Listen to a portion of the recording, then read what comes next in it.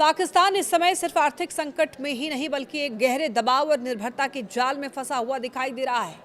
एक तरफ पश्चिम एशिया में ईरान युद्ध को लेकर बढ़ते तनाव ने वैश्विक तेल बाजार को हिला दिया है, तो दूसरी तरफ पाकिस्तान की नीतियां उसे और ज्यादा कमजोर बना रही हैं। अमेरिका का करीबी बनने और अपनी जमीन तक सैन्य इस्तेमाल के लिए उपलब्ध कराने की कीमत अब आम जनता चुका रही है। हालात इतने ज्यादा खराब हो चुके हैं कि पेट्रोल की कीमत 450 रुपए के पार पहुंच गई है, डीजल 500 रुपए के करीब है। महंगाई की ये मार सिर्फ आंकड़ों तक सीमित नहीं है बल्कि हर घर की रसोई, हर जेब पर साफ दिखाई दे रही है। ये स्थिति बताती है कि गलत नीतियों और बाहरी दबावों का अंजाम कितना भयावह हो सकता है। यहाँ तक कि पाकिस्तान ने अमेरिका को पिछले साल अक्टूबर में दुर्लभ पृथ्वी खनिजों की पहली खेप तक बेच डाली। अगर इस तरह की दलाली पाकिस्तान आज नहीं कर रहा होता तो उसकी माली हालत ठीक होती। ईरान संकट और वैश्विक ऊर्जा अस्थिरता के बीच पाकिस्तान की अर्थव्यवस्था पूरी तरीके से दबाव में आ गई है। विदेशी मुद्रा भंडार लगभग खत्म हो चुके हैं और अंतर्राष्ट्रीय मुद्रा कोष यानी कि IMF के सामने झुकना उसकी मजबूरी बन गया है।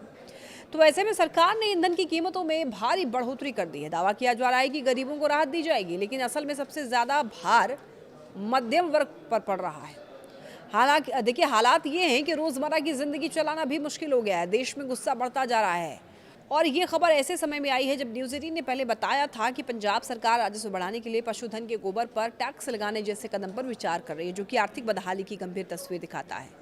और आपको बता दें कि पाकिस्तान सरकार ने पेट्रोल की कीमत में 136 पाकिस्तानी रुपए प्रति लीटर की भारी बढ़ोतरी की है। इसके बाद इसकी कीमत 458 रुपए प्रति लीटर तक पहुंच गई है। वहीं डीजल की कीमत 520 रुपए प्रति लीटर तक जाने की आशंका जताई जा रही है। ये बढ़ोतरी ऐसे समय में हुई है जो पहले से ही देश की अर्थव्यवस्था कमजोर स्थिति में है और आम लोगों की क्रय शक्ति लगातार घट रही है।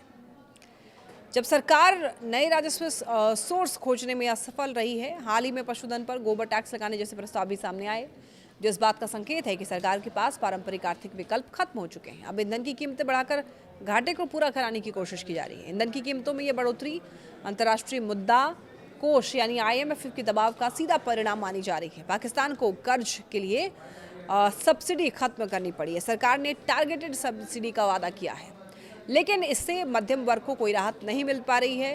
पेट्रोल की कीमत लगातार बढ़ी हुई है और इसका ये मतलब है कि अब हर चीज़ महंगी होने वाली है।